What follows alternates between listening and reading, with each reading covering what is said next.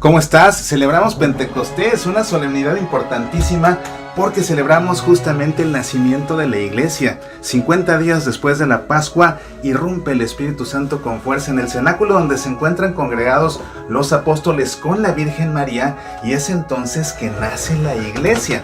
¿Por qué es que la iglesia nace precisamente en esta ocasión? ¿Por qué en Pentecostés? ¿Y cuál es la trascendencia de que el Espíritu Santo venga sobre los apóstoles y sobre la Virgen Santísima? Quédate con nosotros aquí en Pasión por el Evangelio. Hagamos juntos un análisis bíblico del pasaje de la Escritura que nos cuenta este gran acontecimiento y vamos a aprender muchísimo. Comenzamos.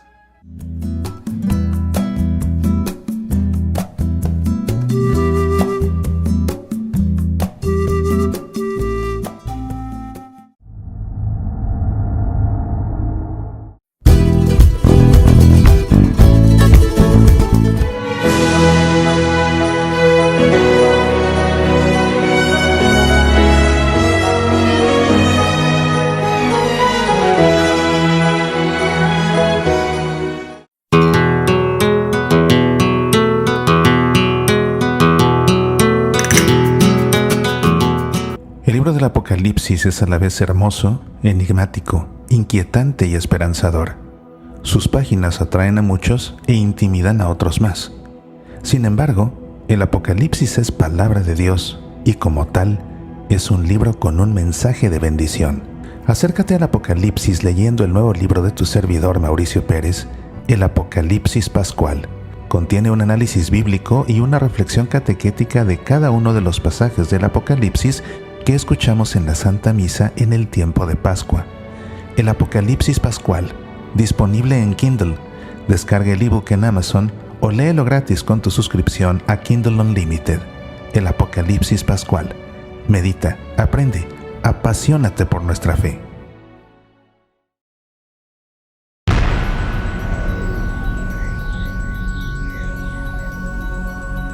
Estamos celebrando Pentecostés.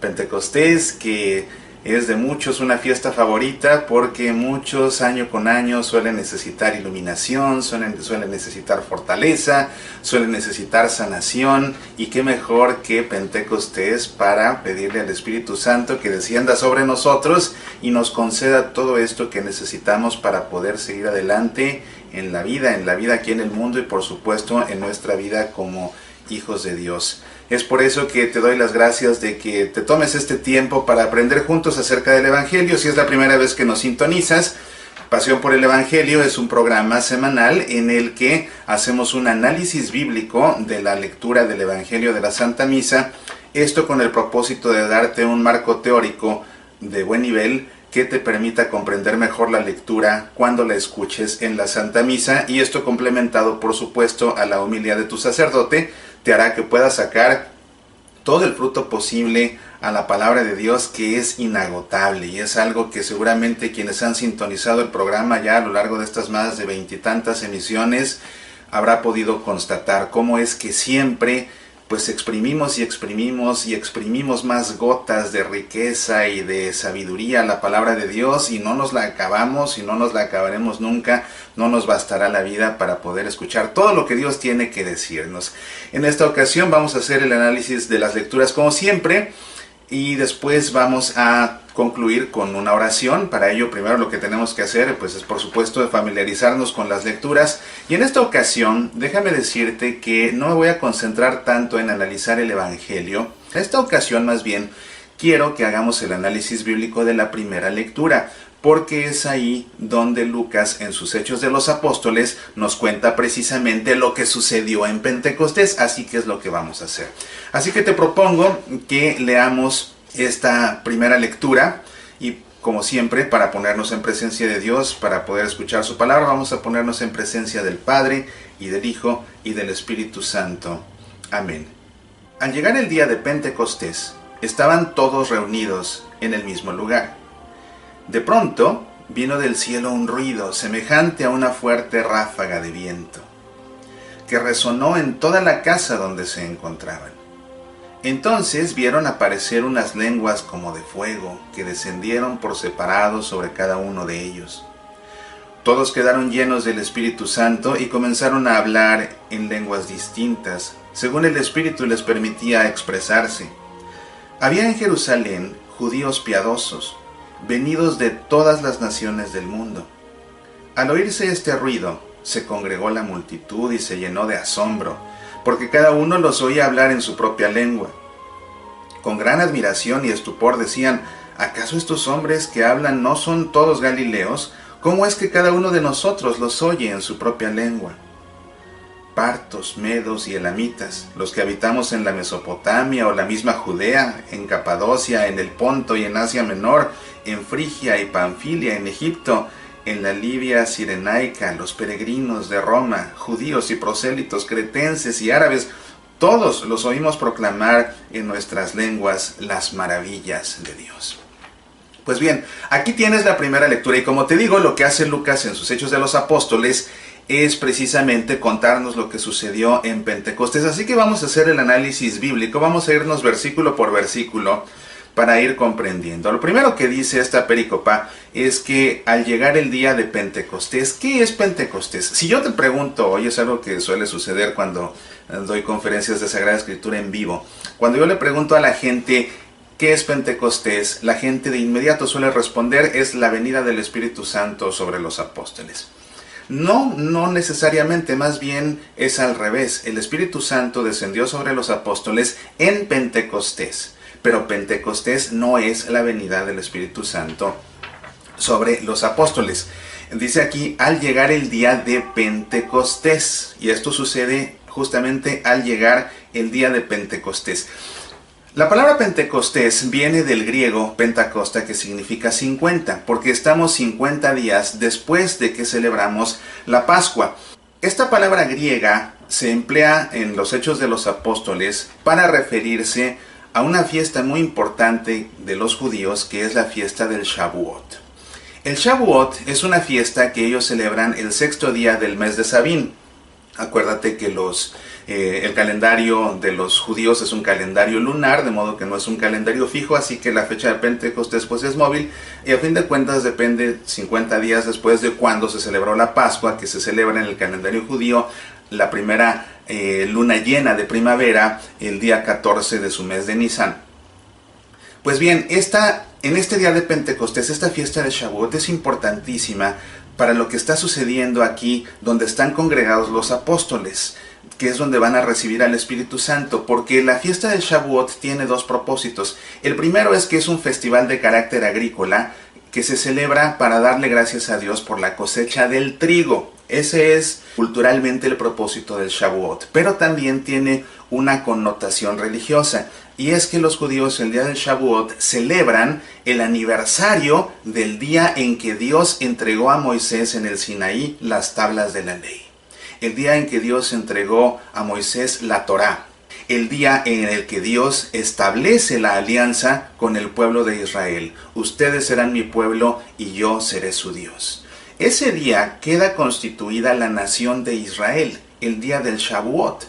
Y es lo que se celebra precisamente. El Shavuot o el Pentecostés es la celebración principalmente de eso, del nacimiento del pueblo de Dios como pueblo de Dios, ya no como el pueblo de Israel, sino como el pueblo de Dios, que pactó Dios esa alianza con ellos. Ustedes serán mi pueblo, yo seré su Dios. Y esto nos resulta a nosotros de una trascendencia impresionante, porque lo que nosotros estamos por ver aquí en Pentecostés es precisamente el nacimiento de la iglesia. Cuando el Espíritu Santo desciende sobre los apóstoles, nace la iglesia. ¿Qué celebramos los cristianos en Pentecostés? Celebramos el nacimiento de la iglesia, es el cumpleaños de la iglesia, es el aniversario de la fundación de la iglesia. Pero fíjate en qué fecha sucede esto. Sucede precisamente el día del Shavuot, el día que los judíos celebraban el nacimiento del pueblo de Dios, el día que celebraban, el día que habían constituido como el pueblo de Dios.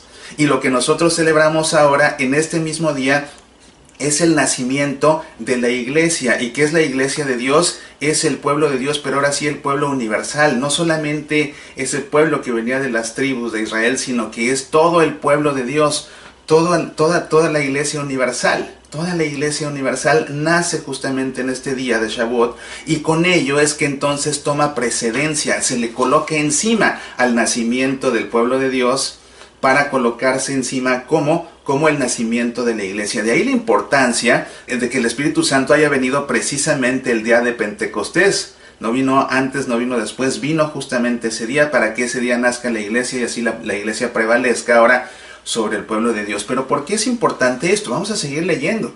Estaban todos reunidos en el mismo lugar. De pronto vino del cielo un ruido. Viene del cielo, es decir, lo que está por suceder no es algo terreno, es algo divino, por eso viene del cielo. De pronto vino del cielo un ruido semejante a una fuerte ráfaga de viento. Esto es fundamental, porque lo que ellos escuchan es un viento que sopla con muchísima fuerza. Hay dos claves aquí. La primera es que es viento. Es una ráfaga de viento. ¿Por qué es importante esto? Bueno, pues porque la palabra viento, ¿cómo se dice viento en latín? En latín se dice spiritus. En griego se dice pneuma. Piensa, por ejemplo, en los neumáticos. ¿Qué son los neumáticos? Pues los neumáticos de un automóvil se llaman neumáticos porque están rellenos de un gas, y ese gas es el aire.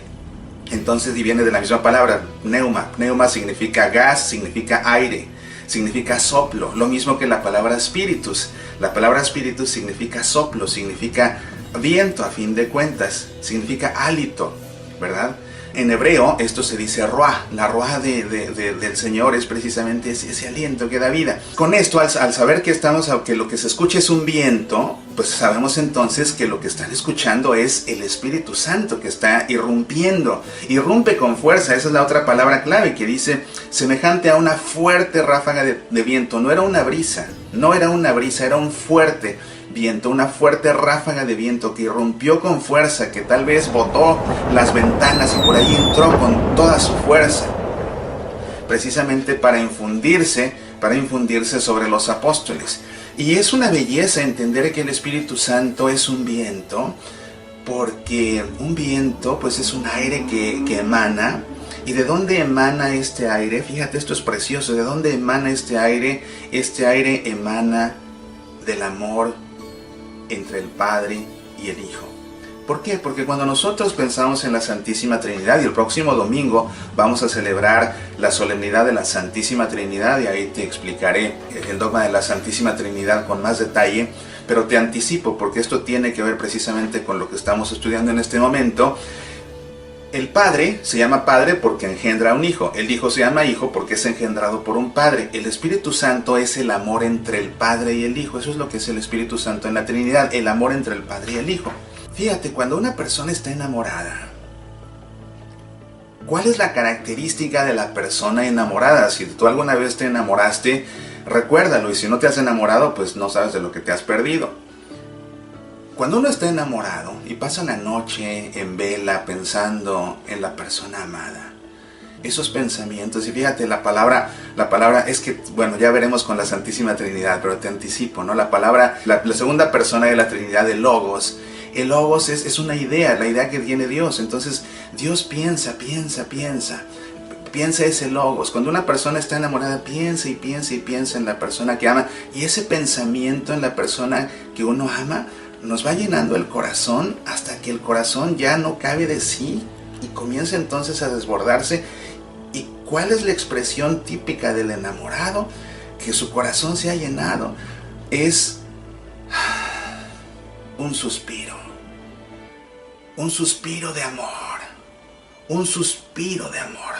El suspiro de amor es la expresión del enamorado.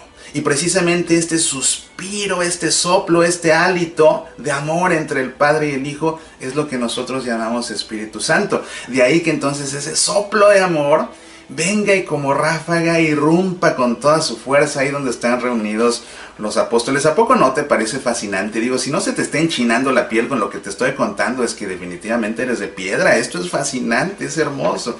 Vamos a seguir viendo qué dice después. Resonó en toda la casa donde se encontraban. Entonces vieron aparecer unas lenguas como de fuego que descendieron por separado sobre cada uno de ellos. El Espíritu Santo entonces se manifiesta como estas lenguas de fuego, estas flamas que aparecen sobre la cabeza de cada uno.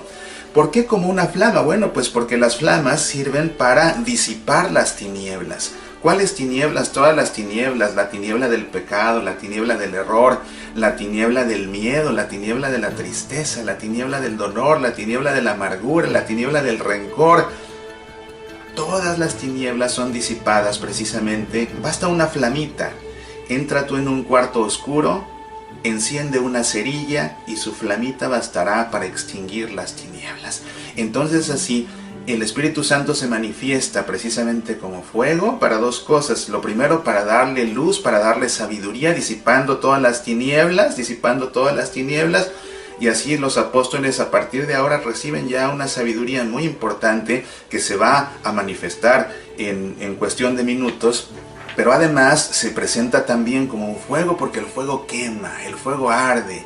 Y entonces así ese Espíritu Santo se va a quedar ardiendo, dándole vida y dándole movimiento a la iglesia que están haciendo en este momento. Y claro que les da movimiento. Vamos a ver que los apóstoles no se quedan en la contemplación, sino que más bien de inmediato salen a la acción. Y salen a la acción precisamente porque su corazón arde con la llama del amor de Dios, que es el Espíritu Santo. Esto es lo que tienes que entender cuando las flamitas se aparecen en la cabeza de los apóstoles y los apóstoles salen de inmediato a predicar. Es precisamente porque están siendo movidos por el ardor del amor de Dios, que es el Espíritu Santo. Todos quedaron llenos del Espíritu Santo y comenzaron a hablar en distintas lenguas, según el Espíritu les permitía expresarse. Es muy importante entender por qué los apóstoles comienzan a hablar en lenguas distintas. Y es que lo que estamos a punto de ver aquí es lo opuesto a lo que sucedió en Babel.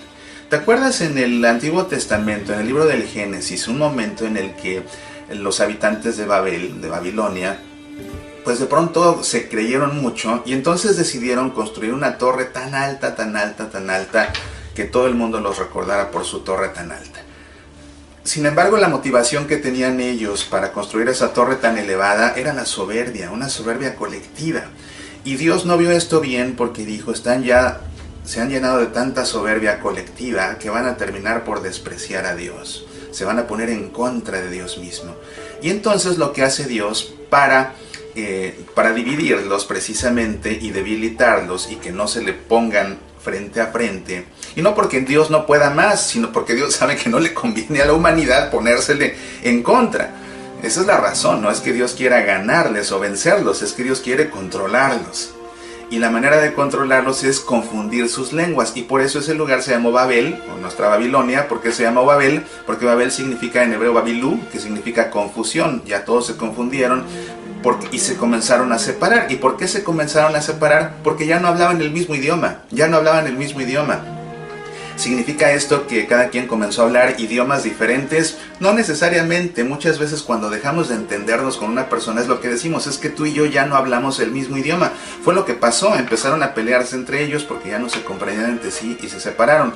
Sin embargo, se separan porque ya no hablan el mismo idioma.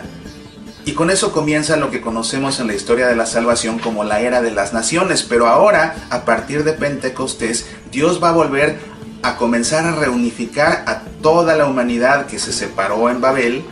Va a comenzar a reunificarla a través de ¿qué? A través del idioma, a través de un mismo idioma que será el Evangelio, pero que será comunicado precisamente ya por los apóstoles a través de la lengua que habla cada uno de los que están aquí. Y precisamente en este tiempo, vamos a continuar leyendo, porque había en Jerusalén judíos piadosos venidos de todas las naciones del mundo.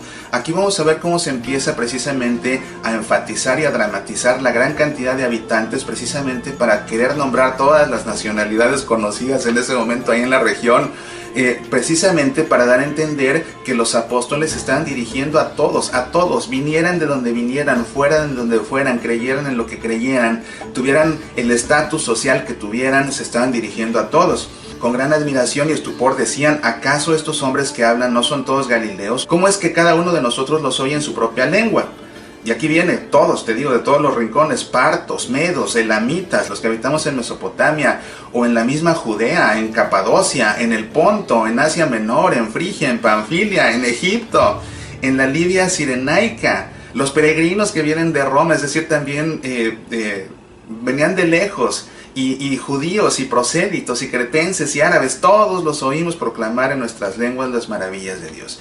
¿Ves? Y de esta manera queda ya muy explícito lo que te estoy diciendo, cómo los apóstoles comienzan a predicar, movidos por el ardor del amor de Dios, que es el Espíritu Santo, comienzan a predicar en cada una de las lenguas de todos, para a todos comunicarles el Evangelio, y así comenzar a reunificar a toda la humanidad que había sido separada en Babel. De esta manera podemos nosotros decir que el acontecimiento de Pentecostés es la antítesis del acontecimiento de Babel.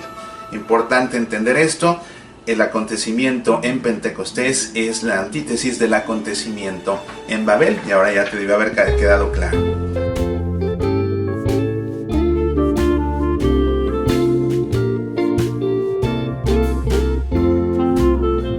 Oraciones para una gotita de agua contiene una compilación de las oraciones con que cerramos cada emisión de Pasión por el Evangelio. Pide tu copia en edición impresa o en ebook para Kindle en Amazon.com o a través del sitio semillasparalavida.org.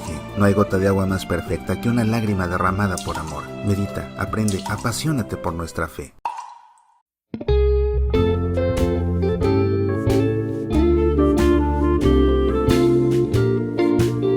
Bueno, nada más quiero enfatizar esto. ¿Qué es lo que oyen a los apóstoles proclamar en sus lenguas? Las maravillas de Dios, es decir, el Evangelio. Eso es lo que ellos predicaban.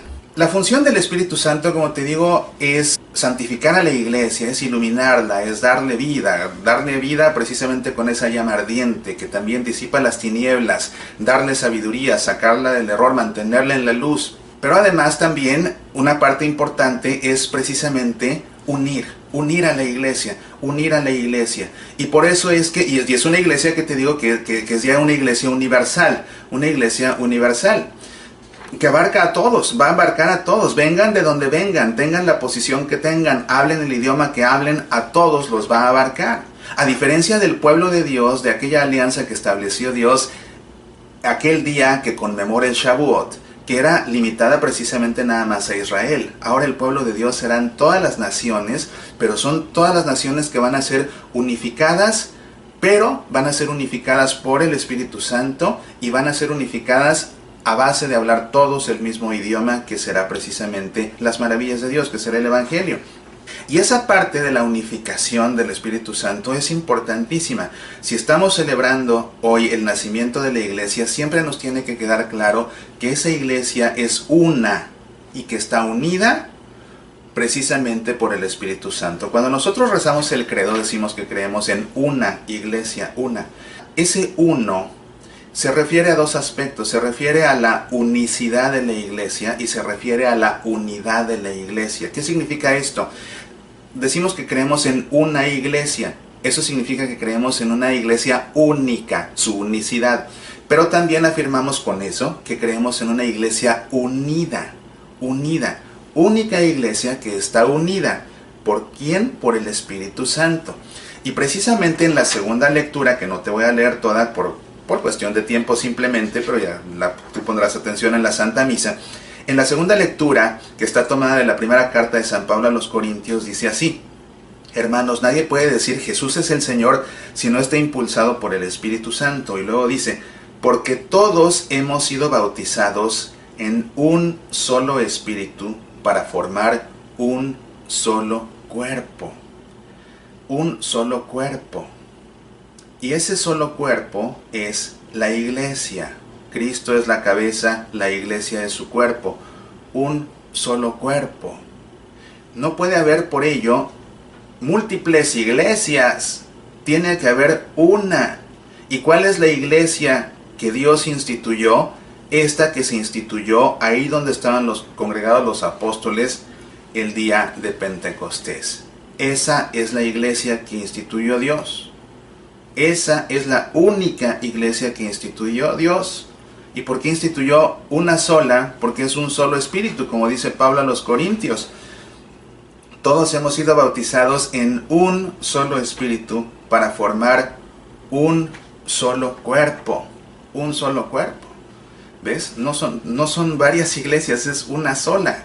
El que piensa que puede fundarse su propia iglesia, que puede separarse, que puede hacer su propio grupo, pues va por mal camino, está fundando su iglesia, apartándose de la única iglesia instituida por Dios. Y fíjate, así como Dios instituyó esa alianza con el pueblo de Israel, ahora Dios instituye la iglesia para que la iglesia sea universal y abarque a toda la humanidad, en un solo cuerpo. No me canso de enfatizarlo porque es importantísimo. Incluso la iglesia misma no se cansa de enfatizarlo y de hacerlo oración. La iglesia quiere, precisamente busca que haya esa unidad, que haya esa unión. Y es la razón por la cual misa tras misa la iglesia le pide al Espíritu Santo que congregue a la iglesia en la unidad. Fíjate que en la plegaria eucarística, en la Santa Misa, en la liturgia de la Eucaristía, hay dos epiclesis. La epiclesis es la invocación al Espíritu Santo y hay dos epiclesis. Y quizás no te has percatado de la segunda, por eso te lo quiero explicar en este momento. La primera epiclesis sucede cuando el sacerdote prepara los dones, el pan y el vino, impone las manos sobre los dones, y le pide al Padre que envíe al Espíritu Santo para que el pan y el vino se conviertan en el cuerpo del Hijo. En ese momento de la primera epiclesis es cuando nos ponemos de rodillas. Si me estás escuchando de los Estados Unidos, es diferente la regla.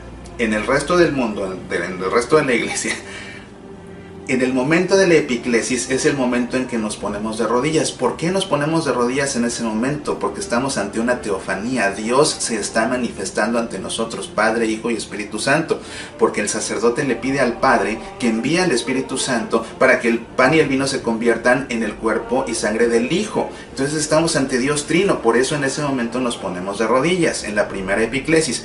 En los Estados Unidos tienen un permiso especial de la Santa Sede para que aquí los fieles se pongan de rodillas a lo largo de toda la plegaria eucarística. En el resto del mundo solo lo hacemos desde la epiclesis hasta la consagración y después nos ponemos de pie. Pero esa es la razón y esa es la primera epiclesis. Pero hay una segunda epiclesis después de la consagración que, por ejemplo, en la segunda plegaria eucarística dice así: te pedimos humildemente que el Espíritu Santo congregue en la unidad a cuantos participamos del cuerpo y sangre de Cristo.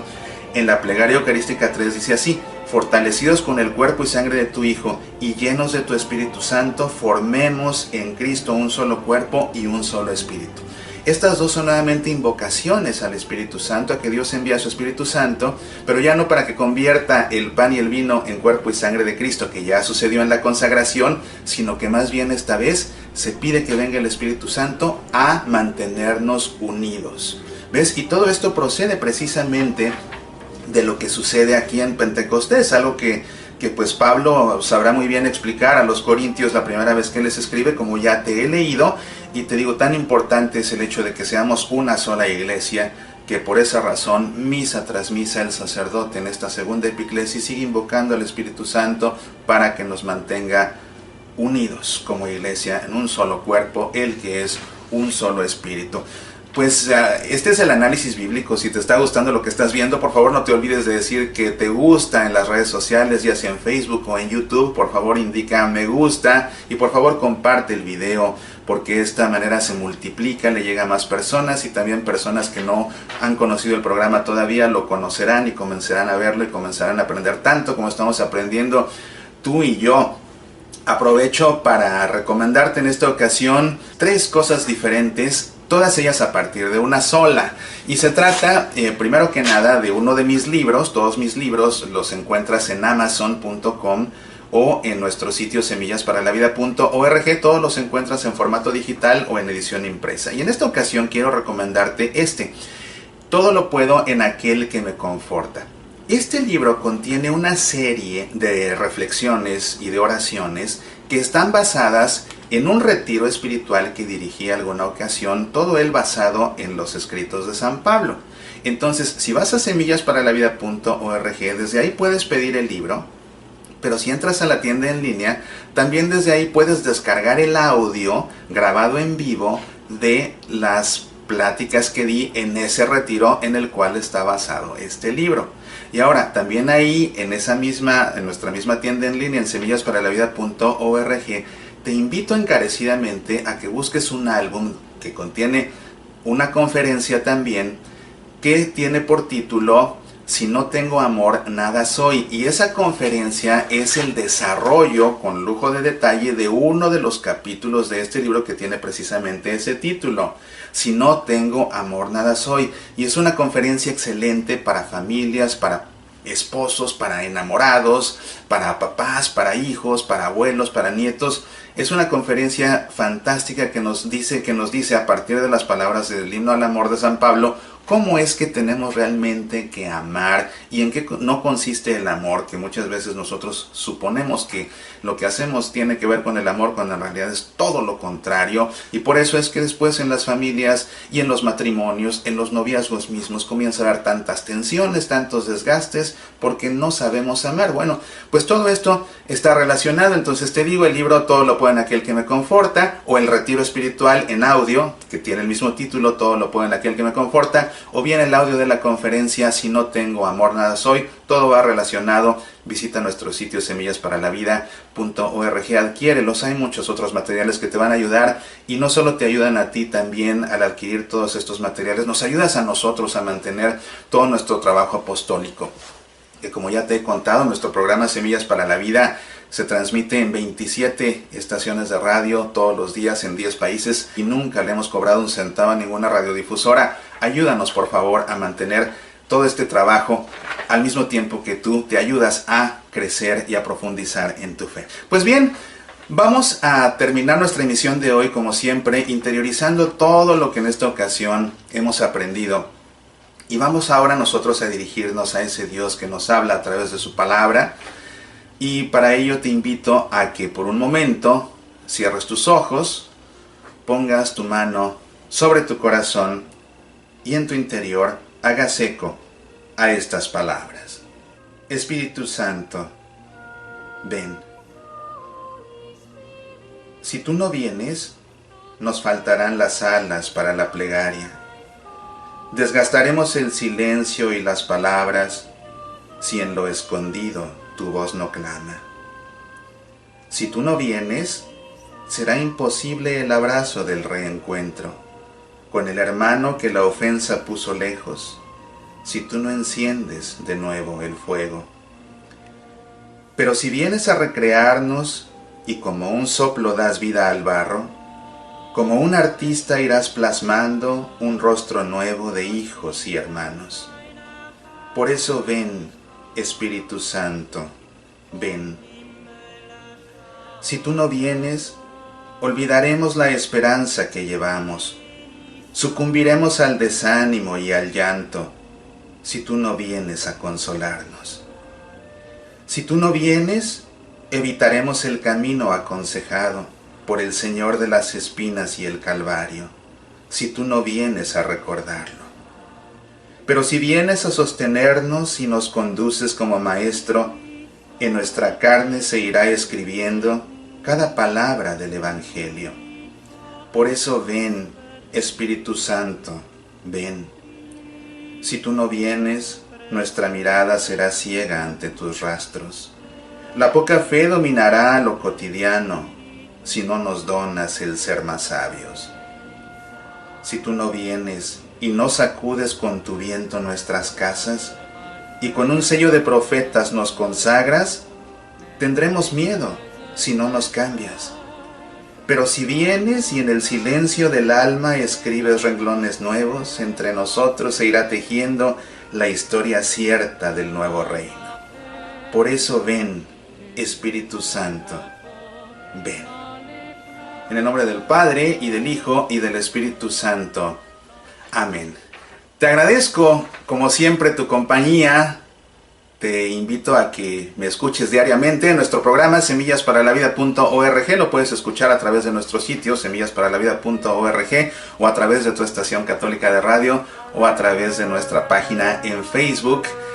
Te deseo que el Espíritu Santo irrumpa con toda su fuerza dentro de tu hogar y que a cada uno de los miembros de tu familia los haga arder de amor, les dé luz, y que su flama divina disipe cualquier tiniebla que en este momento esté opacando sus vidas, ya sea el temor, la angustia, la desesperación, el dolor, la enfermedad, los vicios, el pecado, cualquier tiniebla que quede disipada con esa flama del Espíritu Santo, que no es otra cosa sino el amor de un Dios enamorado.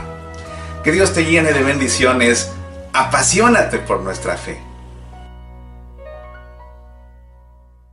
Si estás viendo Pasión por el Evangelio es porque te interesa estudiar a fondo la Sagrada Escritura. Es la razón por la que te invito a que descargues el video de mi conferencia Métodos de Interpretación Bíblica en la Iglesia Católica. En esta conferencia damos un recorrido por diferentes métodos de exégesis bíblica empleados en la Iglesia Católica, tales como el método histórico crítico, la influencia de los textos, la lectura canónica, el análisis semiótico, el análisis narrativo, el análisis psicológico, el análisis retórico y otros más. Esta conferencia resulta imprescindible para seminaristas, sacerdotes, lectores de la Santa Misa, coordinadores de círculos bíblicos, catequistas y todo católico interesado en el estudio de la Sagrada Escritura. Descarga el video en semillasparalavida.org. Medita, aprende, apasionate por nuestra fe.